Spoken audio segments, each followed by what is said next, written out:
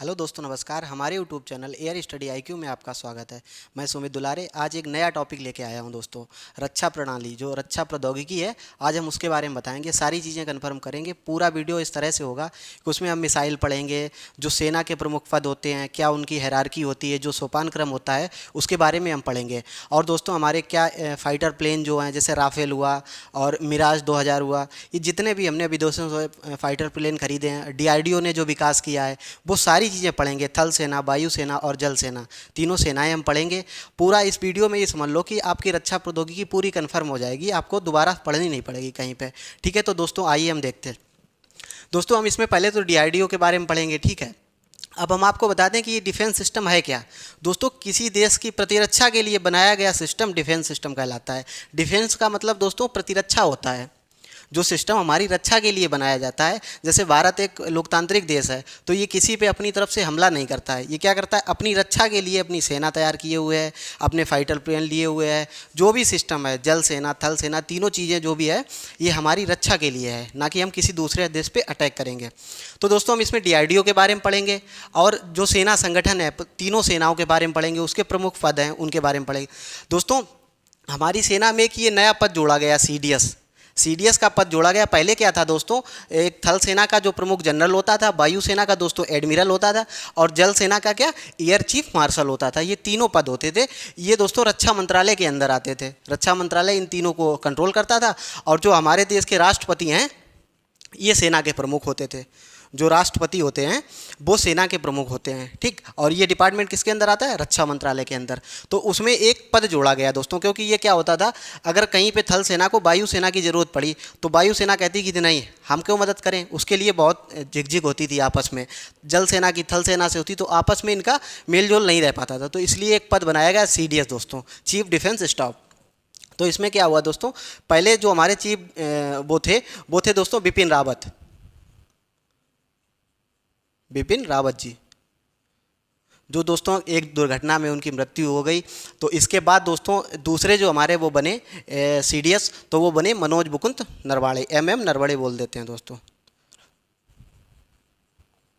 ठीक है, तो ये दूसरे सेकेंड नंबर के जो है CDS बने हैं। ठीक है, तो इसमें दोस्तों थल सेना, वायु सेना और जल सेना, तीनों का हम सोपान क्रम देख लेते हैं। जो ये क्या नाम, इनके जो अधिकारी होते हैं, जो इनके पद होते हैं, वो किस प्रकार से होते हैं। जो थल सेना में होता है पहला पद, वो जनरल होता है दोस्तों, जो सबसे बड़ा पद होता है थल सेना का। आर्मी का, हमारी जो आर्मी है उसका सबसे बड़ा पद क्या होता है, जनरल।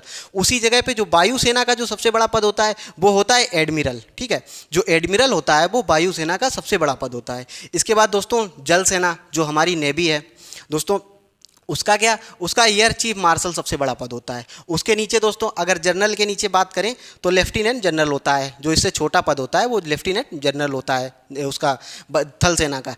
उसी वायु सेना में दोस्तों क्या होता है, वाइस एडमिरल होता है उससे नीचे। इसके बाद थल सेना में क्या होता है, एयर मार्शल। तो ये इस प्रकार से होता है दोस्तों। इसमें लेफ्टिनेंट जनरल के नीचे मेजर होता है, मेजर के नीचे दोस्तों ब्रिगेडियर होता है, ब्रिगेडियर के नीचे कर्नल होता है, कर्नल के नीचे दोस्तों लेफ्टिनेंट कर्नल होता है, और लेफ्टिनेंट कर्नल के नीचे कैप्टन होता है, और कैप्टन के नीचे लेफ्टिनेंट होता है। तो ये इस प्रकार से होते हैं उसमें, क्या नाम, थल सेना में। इसके बाद वायु सेना की बात करें, वायु सेना में दोस्तों इसके नीचे होता है एयर एडमिरल, एयर एडमिरल के नीचे होता है दोस्तों कमोडोर, कमोडोर के नीचे होता है कैप्टन, कैप्टन के नीचे दोस्तों कमांडर होता है, कमांडर के नीचे लेफ्टिनेंट होता है, लेफ्टिनेंट के नीचे होता है सब लेफ्टिनेंट। अब दोस्तों जल सेना की बात करें, तो एयर चीफ मार्शल के नीचे क्या होता है, एयर वाइस, एयर वाइस के नीचे होता है एयर कमोडोर, एयर कमोडोर के नीचे होता है ग्रुप कैप्टन, ग्रुप कैप्टन के नीचे होता है विंग कमांडर, विंग कमांडर के नीचे होता है फ्लाइंग लेफ्टिनेंट, और फ्लाइंग लेफ्टिनेंट के नीचे होता है फ्लाइंग ऑफिसर। दोस्तों, इसके जो शुरुआती अधिकारी रैंक का पद होते हैं, इसमें लेफ्टिनेंट होता है, इसमें सब लेफ्टिनेंट होता है, और उसमें फ्लाइंग ऑफिसर होता है। तो इस प्रकार से ये हायरार्की होती है हमारी थल सेना, वायु सेना और जल सेना की। जो इनके सबसे बड़े पद हैं वो आप देख ही रहे हैं। पहले जो आर्मी है उसमें जनरल है, वायु सेना है उसमें एडमिरल है, थल सेना है उसमें एयर चीफ मार्शल है। तो ये इस प्रकार से हायरार्की कभी कभी पूछ देते हैं। ऐसे पूछेंगे कि जो मेजर का पद होता है, मेजर के पद के जो बराबर में, इसमें क्या नाम, वायु सेना में कौन सा पद होगा, तो आपका रियर एडमिरल होगा। ऐसे ही जल सेना में कोई भी पद उठा के पूछ लेंगे और उसके समकक्ष का पद पूछते हैं, तो आपको उसका आंसर देना होता है। और ये दोस्तों रीजनिंग में भी इस प्रकार से कुछ क्वेश्चन आ जाते हैं कि मतलब पद दे देंगे और उसको क्रम में लगाना होगा। तो दोस्तों ये आपको उसमें भी काम आता है।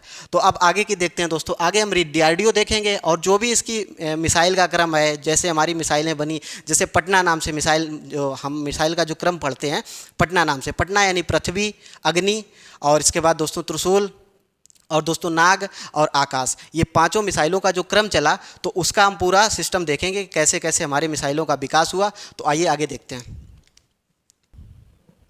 ठीक है दोस्तों, अब हम देखेंगे DRDO के बारे में। DRDO के बारे में देखें दोस्तों। DRDO जो है हमारा defence research and development organisation, ये दोस्तों रक्षा मंत्रालय के अंदर काम करता है। इसमें दोस्तों हमारी थल सेना, वायुसेना और जल सेना तीनों के लिए काम किया जाता है दोस्तों।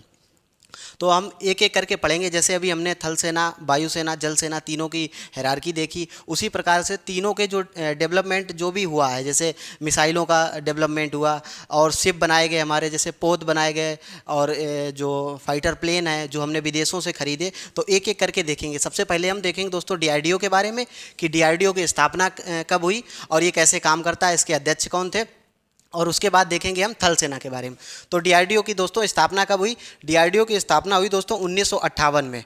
दोस्तों क्या हुआ था कि जब हम आज़ाद हुए, आज़ाद होने के बाद सिस्टम ऐसा हुआ कि हम अंग्रेज़ों के ग़ुलाम थे, तो हमें अपना जो भी रक्षा का सिस्टम था वो डेवलप करना था, और डेवलप नहीं करते दोस्तों तो हम दोबारा से ग़ुलाम हो जाते। अगर अंग्रेज़ों के नहीं होते तो हम चाइना या किसी और देश के, जापान के किसी और देश के ग़ुलाम हो जाते, जर्मनी के हो जाते दोस्तों। इसीलिए हमने एक ऐसी संस्था बनाई जो हमारी मिसाइल के लिए काम करे, और जो फाइटर प्लेन है उसके लिए काम करे, जो भी मतलब सिस्टम होता है रक्षा का उसके लिए काम करे। तो हमने DRDO की स्थापना की दोस्तों, defence research and development organisation.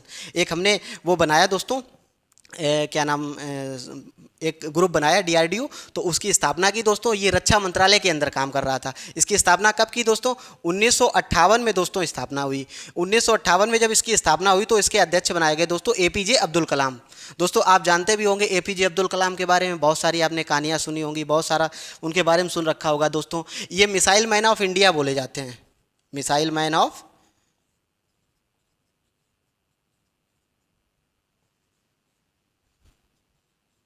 दोस्तों। इन्हें हम सभी लोग मिसाइल मैन ऑफ इंडिया बोलते हैं। क्यों बोलते हैं दोस्तों? क्योंकि जो शुरुआती दौर में जो मिसाइलों का विकास किया वो हमारे APJ अब्दुल कलाम जी ने ही किया दोस्तों, और ये हमारे राष्ट्रपति भी रहे हैं दोस्तों। बहुत क्षेत्रों में इनने काम किया इन्होंने दोस्तों। इसरो के लिए काम किया, और दोस्तों हमारा SLV जो सेकेंड, SLV थर्ड, इन पे काम किया, और दोस्तों जो PSLV है उसमें भी इनकी बहुत अच्छी भूमिका रही दोस्तों ग्रो करने में। दोस्तों विक्रम साराभाई जो इसरो के संस्थापक माने जाते हैं, जनक माने जाते हैं, उनके साथ मिलकर इनने बहुत सारे प्रोग्रामों में काम किया, और दोस्तों इन्हें हम मिसाइल मैन ऑफ इंडिया कहते हैं। तो इन्होंने DRDO के लिए बहुत सारा काम किया। तो ये अध्यक्ष, पहले अध्यक्ष कौन थे दोस्तों? APJ अब्दुल कलाम जी। अगर वर्तमान में कोई पूछे कि इस समय DRDO के अध्यक्ष कौन है, जी सतीश रेड्डी जी हैं वर्तमान में अध्यक्ष। अब दोस्तों ये जो अब्दुल कलाम जब अध्यक्ष बने उसके बाद दोस्तों एक प्रोग्राम चलाया गया, IGMDP यानी integrated guided missile development programme दोस्तों।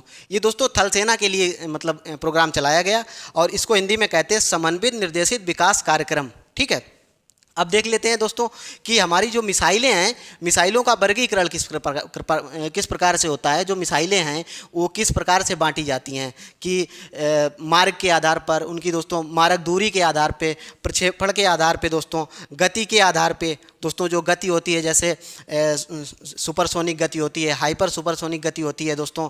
तो उस प्रकार से मिसाइलों का जो वर्गीकरण कैसे किया जाता है। अगर हम मार्ग के आधार पे बात करें, जो मार्ग के आधार पर मिसाइलों का वर्गीकरण किया गया है, तो उसे दो प्रकार से किया गया, बैलिस्टिक मिसाइल, दूसरी दोस्तों क्रूज मिसाइल। जो बैलिस्टिक मिसाइल होती हैं वो दोस्तों वर्टिकली चलती हैं, जैसे इस प्रकार से यहाँ से मिसाइल प्रक्षेपित की गई और यहाँ पे मान लो ये लक्ष्य रखा गया कोई, ठीक है। अगर ये यहाँ ए से प्रक्षेपित की गई और यहाँ बी पे टारगेट किया गया अगर मिसाइल को, तो ये इस प्रकार से काम करती है। मान लो ये कोई वो है हमारा केंद्र है, वहाँ से हमने मिसाइल को प्रक्षेपित किया और हमें ये बी को टारगेट किया, तो इस प्रकार से ये काम करती है। दोस्तों लंबी दूरी के लिए होती है, जैसे मान लो हमें 3000 किलोमीटर, 5000 किलोमीटर या 12000 किलोमीटर। जैसे मान लो हम दिल्ली से अगर कोई मिसाइल हम चाइना भेजें या पाकिस्तान भेजें, मान लो पाकिस्तान के साथ युद्ध हो जाए, तो ये मिसाइल हमारी काम करेगी। हमारे केंद्र से ही बैठे बैठे हम किसी देश को टारगेट करके उसको हम निशाना बना सकते हैं। जो क्रूज मिसाइल होती है वो दोस्तों युद्ध क्षेत्र में काम करती है, वो इस प्रकार से चलती है जैसे भूमि टू भूमि, मतलब उसका कोई वर्टिकली नहीं काम करती है। ये जैसे 20 किलोमीटर है, 40 किलोमीटर है, 60 किलोमीटर है, उस प्रकार से काम करती है। और ये दोस्तों लंबी दूरी के लिए होती है। और जो बैलिस्टिक मिसाइल होती है उसको दोस्तों जो रडार होते हैं, आपने रडार का सिस्टम तो सुना ही होगा दोस्तों। रडार दोस्तों इसे डिटेक्ट कर सकता है। अगर मिसाइल हमने प्रक्षेपित की और 5000 किलोमीटर जानी है, अगर चाइना के जो मतलब रडार सिस्टम है उसने चेक कर लिया, मान लो हम चाइना को टारगेट कर रहे हैं, उसने चेक कर लिया, तो ये बीच में ही ध्वस्त की जा सकती है।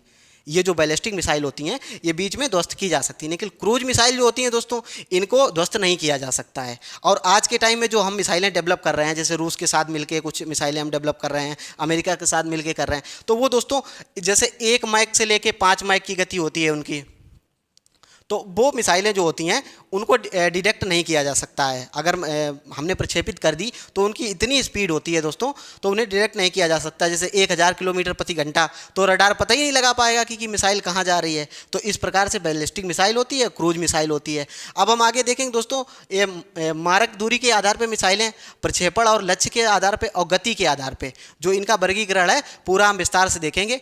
ठीक है दोस्तों, ठीक है दोस्तों। अब हम देखेंगे जो मिसाइलों का वर्गीकरण है। हमने दोस्तों मार्ग के आधार पे देख लिया था दोस्तों कि मार्ग के आधार पे मिसाइलों का क्या वर्गीकरण होता है। जैसे बैलिस्टिक मिसाइल है और क्रूज मिसाइल है। जैसे बैलिस्टिक मिसाइल तो आपको हमने बताया कि वर्टिकली चलती है, और जो क्रूज मिसाइल है वो दोस्तों रेखा के आधार पर चलती है, सीधी रेखा में। अब दोस्तों देखते हैं जो नंबर 2 पे हमने वर्गीकरण किया है, ये दोस्तों मारक दूरी के आधार पर है। जो मिसाइलों का वर्गीकरण है ये मारक दूरी के आधार पर है दोस्तों।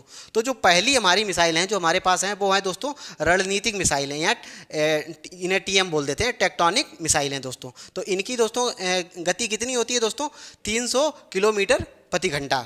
दूसरी दोस्तों होती हैं लघु दूरी की बैलिस्टिक मिसाइलें, इन्हें क्या बोलते हैं दोस्तों, स्मॉल रेंज बैलिस्टिक मिसाइलें। इनकी गति की दोस्तों कितनी होती है, 300 से 1000 किलोमीटर प्रति घंटा। तीसरी दोस्तों होती हैं मध्यम दूरी की बैलिस्टिक मिसाइलें, इन्हें बोलते हैं MRBM दोस्तों, मिडिल रेंज बैलिस्टिक मिसाइलें। इनकी दूरी कितनी होती है दोस्तों, 1000 से 2500 किलोमीटर दोस्तों।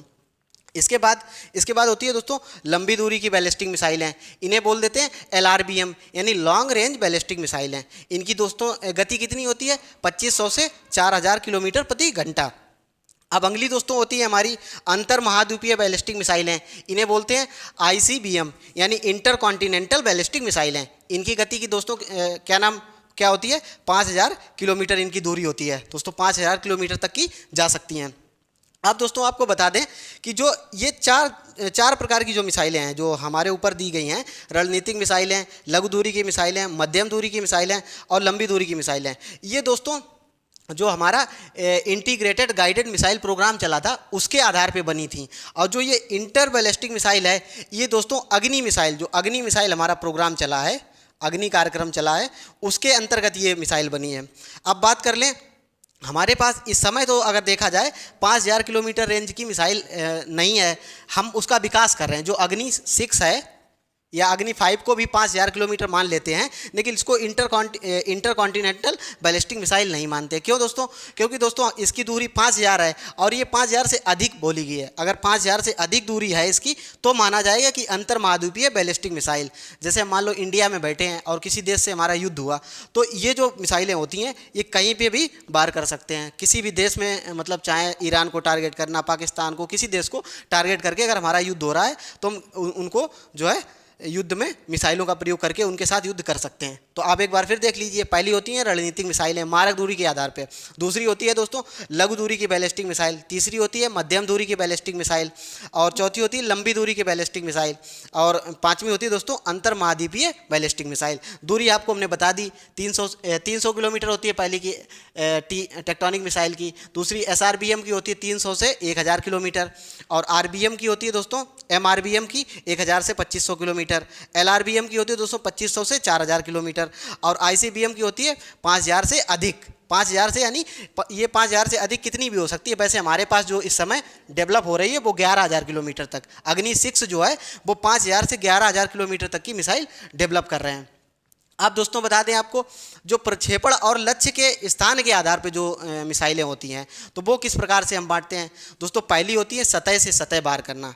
मान लो हम यहाँ खड़े हैं, यहाँ से मिसाइल को हमने लॉन्च किया, तो इस सतह से सतह जो वार करते हैं वो मिसाइल होती है पृथ्वी और अग्नि हमारे पास है इस समय। पृथ्वी और अग्नि ये सतह से सतह वार करती है। मान लो किसी जगह पर खड़े हैं, वहाँ से अगर हम उसको लॉन्च कर रहे हैं तो सतह टू सतह। और ये दोस्तों सतह से हवा में वार करना, नीचे से किसी फाइटर प्लेन को गिराना है अगर, तो ये हमारी त्रिशूल और आकाश है हमारे पास, ठीक है। और हवा से हवा में वार करना, मान लो किसी फाइटर प्लेन में मिसाइल लगी हुई है तो वो अस्त्र है हमारे पास, अस्त्र मिसाइल है दोस्तों, जो हवा से हवा किसी फाइटर प्लेन या हेलीकॉप्टर इसके माध्यम से अगर हम लॉन्च कर रहे हैं तो हमारे पास अस्त्र है। अब दोस्तों ये अगली जो है दोस्तों anti tank missile. Anti tank missile दोस्तों हमारे पास नाग है, जो किसी नाग, जैसे हमारा जो भीष्म टैंक है उस भीष्म टैंक में हमारी ये नाग मिसाइल का प्रयोग होता है, ठीक। और ये जो हेलेना है दोस्तों, हेलेना ये हमारा वायुसेना का वर्जन है, ये भी दोस्तों एंटी टैंक मिसाइल है। कोई टैंक किसी देश का ध्वस्त करना है तो हेलेना उसके लिए है दोस्तों, हेलेना ये वायुसेना का वर्जन है, ठीक है। आप दोस्तों बताएं कि अगली दोस्तों सबमरीन। जैसे मान लो कोई नेवी के पास जो हमारी मिसाइलें हैं सबमरीन, वो के सीरीज़ की मिसाइलें हैं जो नेवी के पास हैं, कलाम सर के नाम पे बनी हैं, बहुत सारी मिसाइलें हैं, K-20 ऐसे करके कई सारी हैं, तो वो हमारे के सीरीज़ की मिसाइलें सबमरीन में काम करती हैं। अब अगला दोस्तों गति के आधार पर, गति के आधार पे मिसाइलें कौन कौन सी है। 3 प्रकार से हमने गति के आधार पे बांटा है, सबसोनिक मिसाइलें, सुपरसोनिक मिसाइलें और हाइपर सुपरसोनिक मिसाइलें। पहली दोस्तों कौन सी है, सबसोनिक मिसाइल है। इनकी गति कितनी होती है दोस्तों, 1 मैक के आसपास होती है, ठीक है। 1 मैक से थोड़ी सी कमी होती है इनकी, मतलब अंडर 1 मैक। और सुपरसोनिक मिसाइल 1 मैक से अधिक इनकी गति होती है। अगली होती है दोस्तों हाइपर सुपरसोनिक, इनकी दोस्तों 5 मैक से अधिक गति होती है। आप मैक समझ लें एक बार, मैक क्या है दोस्तों, 1 मैक में दोस्तों 332 मीटर प्रति सेकेंड इतनी चाल होती है, 332 मीटर प्रति सेकेंड। अगर यहाँ से 1 सेकेंड में 332 मीटर प्रति सेकेंड पहुँच जाए, समझ लो ध्वनि इस प्रकार से चलती है, तो उतनी गति होती है इनकी जो माइक के आधार पे होती है, सबसोनिक, सुपरसोनिक, हाइपर सुपरसोनिक। हमने आपको बता दिया जो हमारे जो मिसाइलें हैं वो किस प्रकार से हैं। पहली दोस्तों मार्ग के आधार पे बटी हुई हैं, दूसरी मारक दूरी के आधार पे बटी हैं, तीसरी प्रक्षेपण और लक्ष्य के स्थान के आधार पे बटी हैं, अगली दोस्तों गति के आधार पे बटी हुई हैं। तो ये हमने सारी मिसाइलें बताई। अब दोस्तों हम मिसाइलों का बता देंगे, जो पटना नाम से हमने मिसाइलें हैं, पृथ्वी, अग्नि और त्रिशूल, आकाश, ठीक है, और नाग, ये जो 5 प्रकार की मिसाइलें हैं उनका हम बताएंगे एक एक करके कि किसकी कितनी दूरी है और कितने लक्ष्य बार करती है, तो उसके बारे में देखिए आगे, ठीक है दोस्तों। अब हम देखते हैं भारत में मिसाइलों का जो विकास हुआ है वो किस तरह से हुआ, कैसे मिसाइलों का विकास हुआ। दोस्तों IGMDP यानी integrated guided missile development programme दोस्तों, ये दोस्तों 1978 में स्टार्ट किया गया, 1978-79 में स्टार्ट किया गया और दोस्तों ये 2008 में समाप्त कर दिया गया। मतलब हमने 2008 तक दोस्तों ये 5 मिसाइलों का विकास कर लिया। ये जो 5 मिसाइलें लिखी हैं, पटना नाम से इसकी ट्रेक है, पटना मतलब P से पृथ्वी, A से अग्नि, T से त्रिशूल और N से नाग और A से आकाश। इन 5 मिसाइलों का हमने जो है IGMDP यानी integrated guided missile development programme के अंदर हमने 2008 में इन मिसाइलों का विकास कर लिया, ठीक है। अब दोस्तों इसमें जो हमने पृथ्वी मिसाइल थी तो उसमें 3 प्रकार की मिसाइलें हैं पृथ्वी में, पृथ्वी 1 है, पृथ्वी 2 है, पृथ्वी 3 है। जो पृथ्वी 1 है दोस्तों 150 किलोमीटर की दूरी तय करती है। ये दोस्तों हमारी आर्मी के पास है, ये आर्मी के पास है, आर्मी वर्जन है। इसके बाद जो पृथ्वी 2 है वो दोस्तों 250 से 350 किलोमीटर जाती है। ये दोस्तों हमारी एयर डिफेंस के पास है, यानी एयरफोर्स के पास। अगली है दोस्तों 350 किलोमीटर, ये पृथ्वी 3 वर्जन है, ये दोस्तों हमारी नेवी के पास है, ठीक है, ये नेवी वर्जन है। ये तो 3 प्रकार की हमने पृथ्वी मिसाइल डेवलप की। दूसरे नंबर पे दोस्तों हमने आकाश डेवलप की। ये आकाश दोस्तों पहली सुपरसोनिक मिसाइल है हमारी, जो एयर डिफेंस की पहली सुपरसोनिक मिसाइल है। ये 30 किलोमीटर से 70 किलोमीटर तक की रेंज तय करती है। अब ये दोस्तों अगली है, अगली त्रिशूल है, ये सतह से आकाश में वार करती है, 9 किलोमीटर तक की रेंज तय करती है ये मिसाइल। इसके बाद दोस्तों हमारे पास नाग है, ये एंटी टैंक मिसाइल है दोस्तों, एंटी टैंक मिसाइल। और ये दोस्तों ध्रुव नाम का जो हेलीकॉप्टर है वायुसेना के पास, उसमें दोस्तों ये लगा के वहाँ से भी वार किया जा सकता है जो दोस्तों नाग। यही जो नाग है इसी का वर्जन है हेलेना। ये ध्रुव हेलीकॉप्टर में भी लगाई जाती है। हमारा सबसे लगभग पुराना हेलीकॉप्टर है ध्रुव हेलीकॉप्टर जो वायुसेना के पास है। इसके बाद दोस्तों अग्नि मिसाइल। अग्नि मिसाइल की दोस्तों 6 वर्जन है। पहले 4 वर्जन का वो हुआ, फिर 2 वर्जन बनाए गए। जो पहला दोस्तों अग्नि 1 है वो 700 किलोमीटर से 12 किलोमीटर तक की रेंज तय करती है। इसके बाद दूसरा है दोस्तों 2000 किलोमीटर से 2500 किलोमीटर। तीसरा दोस्तों है 3000 से 3500 किलोमीटर। चौथा है दोस्तों 3200 से 4000 किलोमीटर। इसके बाद पांचवा और छठा वर्जन एक ये 5000 किलोमीटर और अगला है 11000 किलोमीटर। ये जो दोस्तों डेवलप की गई अग्नि 4 तक, ये दोस्तों इंटीग्रेटेड गाइड मिसाइल IGMDP के तहत दोस्तों क्या नाम इनका वो किया गया, इंटीग्रेटेड गाइडेड मिसाइल प्रोग्राम के अंदर ये डेवलप की गई। और इसके बाद दोस्तों ये जो 2 आए, ये 2 दोस्तों इंटरकॉन्टिनेंटल मिसाइल डेवलपमेंट प्रोग्राम के अंदर, यानी अग्नि मिसाइल जो डेवलपमेंट प्रोग्राम था उसके अंदर डेवलप की गई। इनकी दूरी कितनी है? एक की दोस्तों जो 5 नंबर की है अग्नि 5, ये दोस्तों 5000 किलोमीटर है। इसके बाद जो अग्नि 6 है ये 11000 किलोमीटर तक की दूरी तय करेगी। तो ये दोस्तों हमारे पास ये मिसाइलें थी कि हमने बताया आपको कि पटना नाम से दोस्तों इसकी ट्रिक है। पहली दोस्तों पृथ्वी है, अग्नि है, त्रिशूल है, नाग है, आकाश है, ठीक है। इसके बाद दोस्तों पृथ्वी, आकाश, त्रिशूल हमने एक एक करके बताई, ठीक है। इसके बाद नाग, मतलब 5 मिसाइलें हमने डेवलप कर ली। और कुछ मिसाइलें हैं हमारे पास, ब्रह्मोस, ये दोस्तों रूस के सहयोग से हमने बनाई। रूस के सहयोग से दोस्तों रूस ने हमें इसमें सपोर्ट किया। ये पहली मिसाइल दोस्तों मात्र इसकी जो दूरी थी ये लगभग 290 किलोमीटर या 290 से 300 किलोमीटर तक की थी। इसके बाद जो ब्रह्मोस का सेकेंड वर्जन है वो दोस्तों काफ़ी ज़्यादा दूरी है उसकी। इसके बाद दोस्तों के श्रेणी की मिसाइलें जो हमारी क्या नाम नेवी के पास हैं, वो के श्रेणी की कलाम सर के नाम पर बनी हुई हैं। इसके बाद दोस्तों सौर्य, ये दोस्तों हमारी पहली हाइपर सुपरसोनिक मिसाइल थी। जो सौर नाम की मिसाइल है ये हाइपर सुपरसोनिक मिसाइल थी। इसके बाद एक हमारे पास प्रहार है। तो कई सारी मिसाइलें हैं दोस्तों, लेकिन एग्जाम की दृष्टि से जो ये मिसाइलें, जो पटना नाम से मिसाइलें, पृथ्वी, अग्नि, त्रिशूल, आकाश, ये जो ज़्यादा एग्जाम में पूछी जाती हैं। अब दोस्तों हमने ये जो आपको थल सेना के बारे में पढ़ाया, थल सेना के बारे में एक एक करके हमने सारी जानकारियाँ दी, मिसाइल के बारे में बताया, DRDO के बारे में बताया, सारी चीज़ें बताई। अब आगे हम दोस्तों अपना वो देखते हैं क्या नाम जो एयर डिफेंस सिस्टम है, जो एडवांस एयर डिफेंस सिस्टम है। मान लो कोई किसी, हमारे पास तो इतनी मिसाइलें हैं, अगर किसी दूसरे देश ने अगर हमारे साथ युद्ध किया तो हम उनकी मिसाइलों को ध्वस्त कैसे करें, तो उसके लिए हमारे पास क्या प्रोग्राम है, तो उसके बारे में हम देखते हैं। ठीक है दोस्तों, अब हम देखते हैं जो हमारा जो एडवांस एयर डिफेंस सिस्टम है दोस्तों। जैसे हमने अभी आपको सारी मिसाइलों के बारे में बताया, सब मतलब कि हमारे पास मिसाइलों का विकास कैसे हुआ, हम किसी मिसाइल को कितनी दूरी पे भेज सकते हैं, ठीक है। तो ये सारा सिस्टम हमने बताया। अब हमारे पास एक ये भी तो सिस्टम होना चाहिए कि अगर कोई दूसरा देश हमारे ऊपर अगर हमला कर रहा है, ये तो हम उसके ऊपर हमला करने के लिए हमारे पास मिसाइलें हो गई, सब हो गया। लेकिन अगर कोई मेरे ऊपर हमला कर दे, हमारे देश के ऊपर हमला कर दे, तो हम कैसे उसका जो है पता लगाएंगे कि किसी ने मिसाइल अगर हमारे देश के ऊपर छोड़ दी तो उसे डिटेक्ट कैसे करेंगे। तो उसके लिए हमारे पास है एडवांस एयर डिफेंस सिस्टम। तो उसका नाम है दोस्तों नेत्र। जो हमने नेत्र सिस्टम यानी दृष्टि रखने वाला एक सिस्टम बनाया जो दूसरे देशों की ऊपर दृष्टि रखता है। तो उसमें दोस्तों क्या है कि पृथ्वी और आकाश मिसाइल को मिला के बनाया गया है। ये क्या करता है, जैसे किसी ऊंची जगह पे, किसी मतलब ऊंची जगह पे इसको लगा दिया गया, ठीक है, ऐसे करके सिस्टम ये। तो ये इसमें रडार लगा होता है, रडार का सिस्टम होता है। ये दोस्तों किसी देश ने अगर हमारे ऊपर मिसाइल छोड़ी, कुछ ऐसा सिस्टम छोड़ा कोई युद्ध की स्थिति में, तो ये उसे डिटेक्ट कर देता है। अगर मिसाइल आ रही है हमारे देश की तरफ तो इसे पता लगा के डिटेक्ट कर देता है। और इसमें मिसाइलें कौन कौन सी लगी होती हैं दोस्तों, पृथ्वी और आकाश मिसाइल को मिला के बनाया गया। जैसे हमारे पास नेत्र है, ऐसे इजराइल के पास जो डोम सिस्टम है, वही डोम सिस्टम की ही तरह दोस्तों हमारे पास नेत्र है। डोम सिस्टम जो इजराइल का है दोस्तों, वो ईरान और इजराइल दोनों ने मिलकर बनाया था। अब हम बात कर लेते हैं जो ये हमारा क्या नाम नेत्र सिस्टम है, जो ERJ 145 नामक जो विमान है, जो हमने दोस्तों ब्राज़ील से ख़रीदा है, उस विमान के ऊपर भी हम ये सिस्टम लगाते हैं। और कब लगाते हैं, जैसे युद्ध वाली स्थिति है, अगर युद्ध चल रहा हमारे देश में, तो हम अपने विमान उड़ा देते हैं। मतलब अपने देश के कई क्षेत्रों में ऊपर की ओर विमान उड़ा दिए जहाँ युद्ध की स्थिति है, और उसके ऊपर ये रडार सिस्टम लगा होता है, और वो पता लगा लेता है कि कौन, मतलब मिसाइल कहाँ से आने वाली, क्या सिस्टम होने वाला है। तो ये बनाया। और एक दोस्तों हमारे पास एक स्वाति रडार सिस्टम है, स्वाति रडार सिस्टम। ये क्या है दोस्तों, ये एक हमारे देश का बना हुआ ट्रक की तरह है सिस्टम, उस पे पूरा रडार का सिस्टम लगा हुआ है। भारत इलेक्ट्रॉनिक लिमिटेड ने बनाया है, ठीक। अब हमारे पास अगर टैंकों की बात कर लें तो हमारे पास टैंक दोस्तों भीष्म टैंक है, ये रूस से हमने खरीदा है भीष्म टैंक।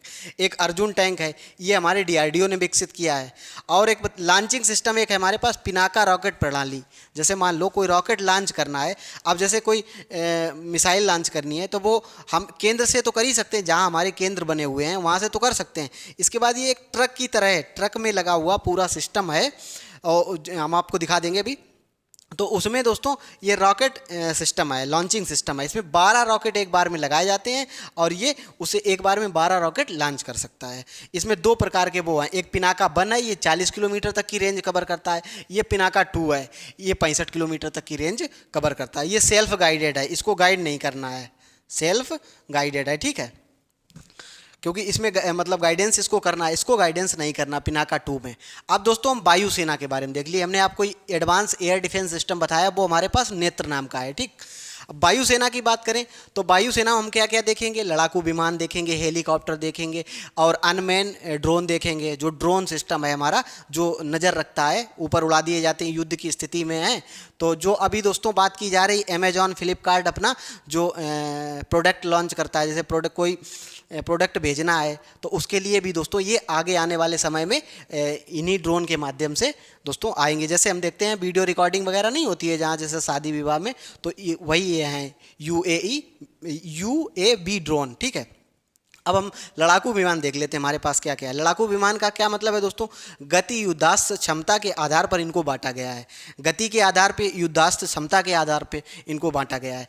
वर्तमान में दोस्तों हमारे पास 3G 4G और 4.5G टाइप के विमान हैं, ठीक। पहले दोस्तों हमारे पास 2G विमान था, 2G विमान MiG-21 था। ये दोस्तों अभी सेना से बाहर हो गया, ये रिटायर हो चुका है, 2017 में हमने इसको रिटायर कर दिया। अब हमारे पास कौन कौन से विमान है, फ्रांस से हमने मिराज खरीदा है, मिराज 2000। रूस से दोस्तों हमने MiG-29, 21 रिटायर हो गया, 29 है इस समय, ये हमने रूस से खरीदा। इसके बाद सुखोई MKI-4G दोस्तों। और हमने अभी दोस्तों आप देख ही रहे होंगे कि राफेल बहुत चर्चा में रहा, तो ये 4.5G जनरेशन का विमान है, ये दोस्तों हमने फ्रांस से खरीदा है। अब बात कर लेते हैं 5G विमान की। दोस्तों कुछ ऐसे देश हैं जैसे अमेरिका है, चाइना है और रूस है, इन लोगों के पास 5G विमान डेवलप हो चुके हैं। अगर हम अपनी बात करें तो हमने अभी एक समझौता किया है दोस्तों रूस के साथ, तो हम 5G विमानों का जो है डेवलप करेंगे।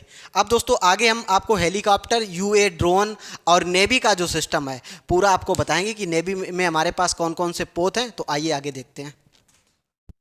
ठीक है दोस्तों, हमने आपको बताया कि जो हमारे वायुसेना में है हमें 3 चीज़ें पढ़नी है, उसमें लड़ाकू विमान, हेलीकॉप्टर और UAV drone, unmanned air vehicle, ठीक है। तो हमारे पास लड़ाकू विमान हमने जैसा कि देखा कि MiG-21 जो हमने रूस से ख़रीदा है, इसकी रफ्तार दोस्तों 2000 किलोमीटर प्रति घंटा है। इसके बाद सुकोई दोस्तों, सुकोई MKI-30, ये रूस से ख़रीदा है, इसकी दोस्तों 3000 किलोमीटर प्रति हावर, ठीक। इसके बाद मिराज दोस्तों हमने फ्रांस से ख़रीदा है, इसकी 2000 किलोमीटर रफ्तार है। तेजस ये हमने खुद डेवलप किया है दोस्तों, भारत का स्वदेशी विमान है, ये हमने खुद डेवलप किया है दोस्तों। इसकी जो है ये 4000 किलोग्राम का भार ले जा सकता है और 2130 किलोमीटर प्रति घंटा की रफ्तार से चलता है। और अगला दोस्तों आपको पता ही है कि हमने राफेल ख़रीदा था, राफेल बहुत ही चर्चा में रहा दोस्तों। ये 4.5G जनरेशन का विमान है, इससे दोस्तों हमने आकाश से ज़मीन में वार कर सकते हैं, आकाश से आकाश में वार कर सकते हैं। अब दोस्तों हम देख लेते हैं हेलीकॉप्टर हमारे पास कौन कौन से हैं। चीता है दोस्तों, ध्रुव है, चेतक है और रुद्र है। दोस्तों जो ध्रुव हेलीकॉप्टर है ये सबसे पुराना हेलीकॉप्टर है, इसे हमने कई देशों को बेचा भी है।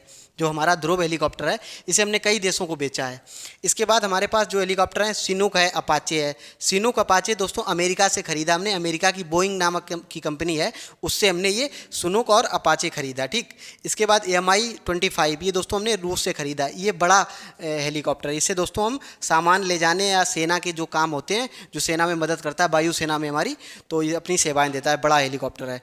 इसके बाद जो हमारे पास UAV ड्रोन है, अनमेन एयर व्हीकल, इसमें नंबर 1 है दोस्तों रुस्तम 1 है और रुस्तम 2 है। जो रुस्तम 2 है दोस्तों ये कुछ खास है, ये 22,000 फीट की ऊंचाई पे उड़ सकता है दोस्तों और 24 घंटे की उड़ान भर सकता है। ये 24 घंटे लगातार वायु में उड़ सकता है। और इसके बाद हमारे पास दोस्तों हेरान ड्रोन है, ये हमने इजराइल से ख़रीदे हैं। तो ये दोस्तों कुछ वायुसेना के हमारे पास जो भी विमान हुए, हेलीकॉप्टर हुए और UAE ड्रोन हुए, तो इनके बारे में हमने देखा। अब हम देखते हैं अपनी नेवी के पास। नेवी में हम क्या देखेंगे दोस्तों, नौसेना में हम अपने विमान वो देखेंगे, विमान पोत, और इसके बाद देखेंगे वो क्या नाम, पनडुब्बियाँ, जो हमारे पास पनडुब्बियाँ हैं उनके बारे में जानेंगे।